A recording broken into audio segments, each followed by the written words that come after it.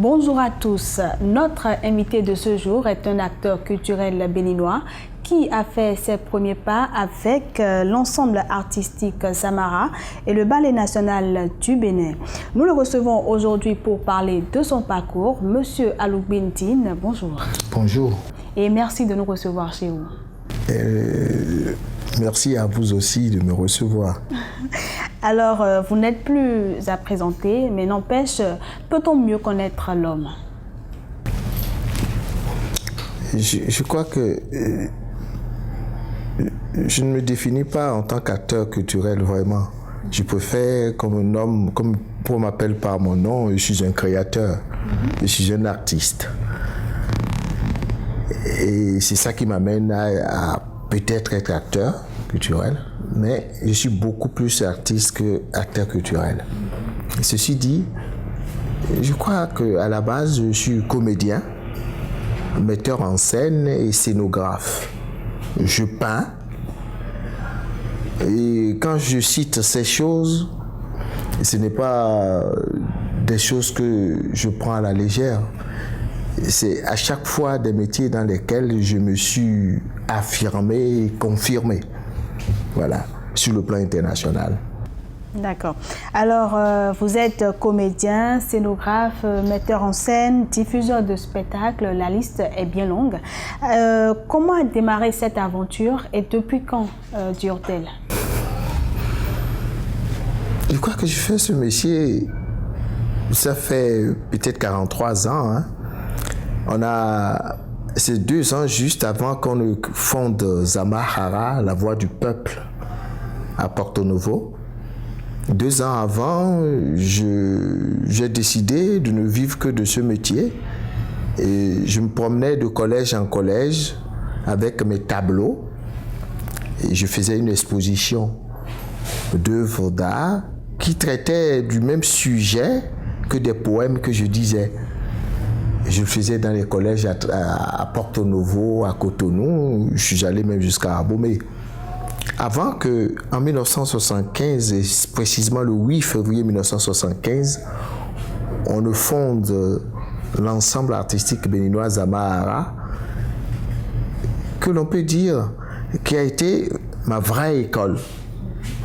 Et c'est dans cet ensemble que je me suis vraiment épanoui pendant 10 ans de ma vie, avant de m'expatrier pour aller vivre autre chose ailleurs, parce que je trouvais qu'il y avait une sorte de saturation et qu'on a commencé à tourner comme dans un marigot ensemble là, et je me suis dit, il faut ouvrir, savoir ce qui se passe ailleurs, apprendre autre chose. Et c'est comme ça que je suis parti du Zamahara en 85. Voilà. Et quand je suis parti en 85, j'ai atterri au Gabon, où j'ai intégré le Théâtre National. Le Théâtre National qui avait en charge l'École nationale des arts et manufactures, qui venait d'ouvrir 3 ans avant mon arrivée la section d'art dramatique. Parce que c'est une école qui existait déjà 27 ans avant que je n'arrive au Gabon. Mais c'est 3 ans avant mon arrivée qu'on avait ouvert la section d'art dramatique. Il n'y avait que les arts plastiques dans cette école. Donc, à mon arrivée, lorsqu'on m'a demandé de faire des essais, c'était à partir d'un texte de Senghor, La mort de Tchaka. J'avais d'abord écrit quelque chose que j'appelle un texte qui montre un peu comment je vais faire une mise en scène de ce texte. Et puis, j'ai dessiné les costumes, j'ai monté le décor, la scénographie en volume, et puis j'ai appris le texte de Tchaka. Et lorsque, ce lundi-là, je me suis rendu au Théâtre National pour faire ce texte.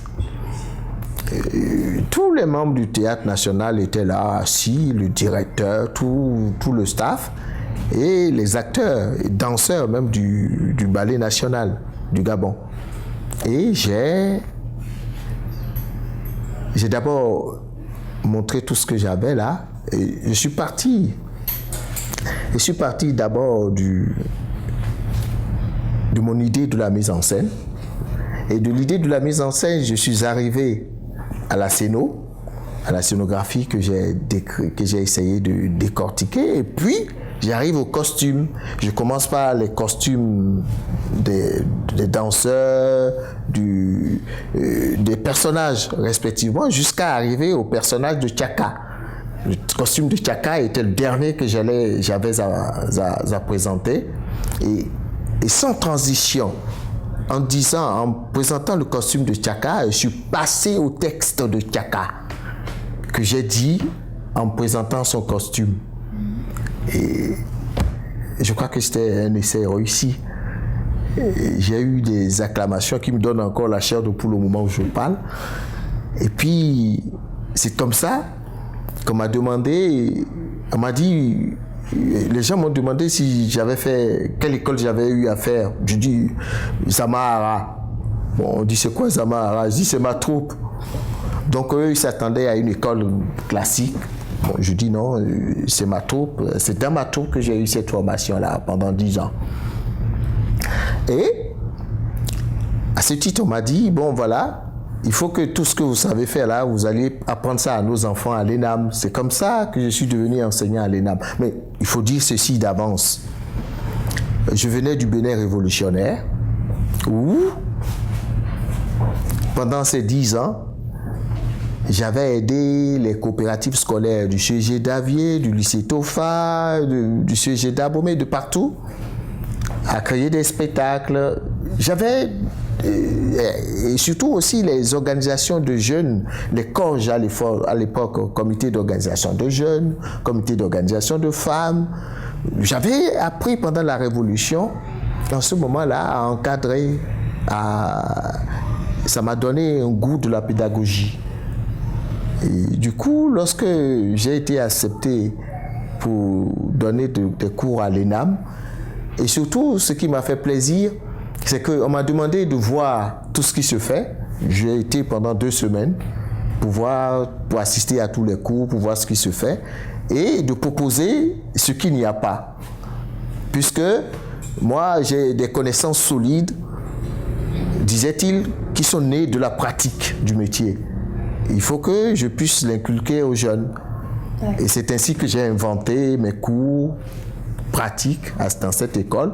Un cours singulièrement que j'ai appelé réalisation du spectacle, qui a été vraiment bénéfique pour les élèves, parce que dans ce cours, on part du texte en passant par le jeu d'acteur et tout ce qui concourt au jeu d'acteur jusqu'à la scène. Alors, je vois que les souvenirs sont encore bien vivants.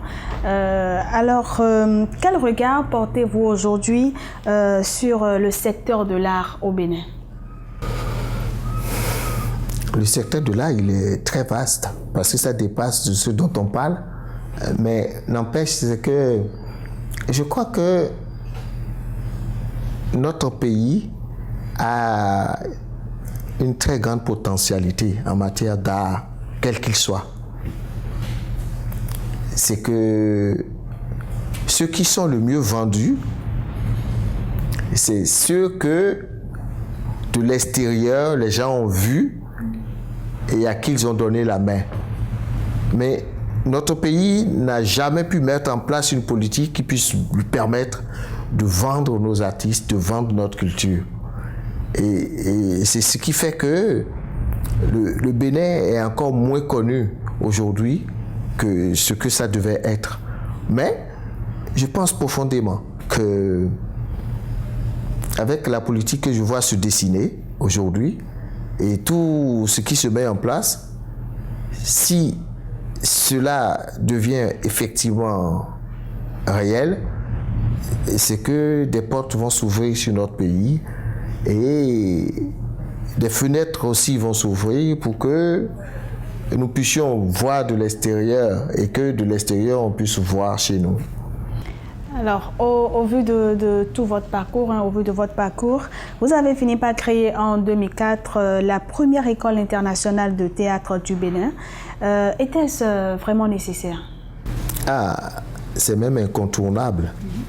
Parce que c'est bien que j'ai parlé avant de mes expériences, de quelques expériences, parce que c'est en faisant...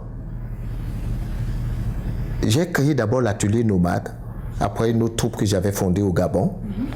J'ai créé l'atelier nomade qui me permettait de... Atelier nomade, comme son nom le dit, j'enseignais l'art pays par pays. Et c'est alors que j'ai compris que il y avait beaucoup de choses à faire. Beaucoup de choses à faire. Et c'est en travaillant aussi en France. Parce que j'ai travaillé d'abord dans une compagnie française en quittant ici et que je suis arrivé au Gabon, je suis entré en contact avec des gens et j'ai travaillé dans une compagnie française tout un temps au Gabon. Je faisais passer 7, 8 mois, parfois même 9 mois de ma vie en France, à Paris et à travers l'Europe, en tournée, tout en vivant, en résidant au Gabon. Et c'est dans ces expériences que j'ai compris que faire une école est indispensable. C'est très, très important. Quand on fait un métier, même si on l'a appris sur le tas, je crois qu'il faut aller à l'école. Parce que en travaillant avec des gens qui eux, ont été à l'école, j'ai compris les avances qu'ils avaient sur moi. Et j'ai compris quelles étaient réellement mes insuffisances. Et pour peu qu'on ne se ment pas, si on ne se ment pas, on peut voir les choses. Parce qu'il y a beaucoup de gens qui voient et qui se mentent. Et moi, j'ai essayé de ne pas me mentir. Et en voyant les choses en face, en essayant de pallier. Et c'est fort de ces expériences que j'ai conclu que, et en visitant des écoles aussi, parce que ayant l'ambition était un temps né, j'ai visité des plus grandes écoles françaises pour avoir une idée. Et j'ai compris que dans une école, en 3 ans, on peut apprendre ce qu'on peut acquérir comme connaissance dans une troupe professionnelle qui fonctionne pendant 10 ans. Vous voyez? Donc, on peut économiser 7 ans de sa vie en allant à l'école pour apprendre un métier que de le faire sur le tas pendant 10 ans. Et est-ce qu'aujourd'hui, on peut dire que vos objectifs sont atteints? C'est certain. Et ça se voit. Pour tous ceux qui sont sortis de cette école, je vois comment est-ce qu'ils opèrent sur le terrain. Et quand ils sont dans une distribution avec d'autres qui n'ont pas la chance de faire une école, ceux qui les ont distribués et qui travaillent avec eux le sentent aussi. Et ils le disent. Et ça, c'est ce qu'il y a, c'est ce que je gagne. Et je sais que aujourd'hui, que ce soit parce que j'opère sur le Bénin, le Togo, le Niger et le Burkina pour le moment. C'est là où je recrute les étudiants. Et les anciens de l'école, dans ces pays-là, je crois qu'ils sont au devant de la scène. Et ils se battent bien pour défendre ce métier. Et ils en vivent aussi bien. Voilà. Alors, nous sommes à la fin de cet entretien que je vais vous laisser conclure très brièvement. Non, ce que je vais dire tout simplement, c'est que tout métier s'apprend. Et quand on veut bien faire un métier, il faut l'apprendre. L'école est incontournable parce que dans une école, il est condensé des savoirs que les gens ont cumulés pendant des siècles et que l'on partage avec les jeunes. Allez à l'école, quel que soit le métier. Monsieur Aloupidine, merci beaucoup pour cet échange. Merci à vous aussi. Et voilà, mesdames, messieurs, ce sera tout pour cette émission que je vous remercie d'avoir suivi en ma compagnie. À très bientôt pour un nouveau numéro de votre émission Entretien du jour.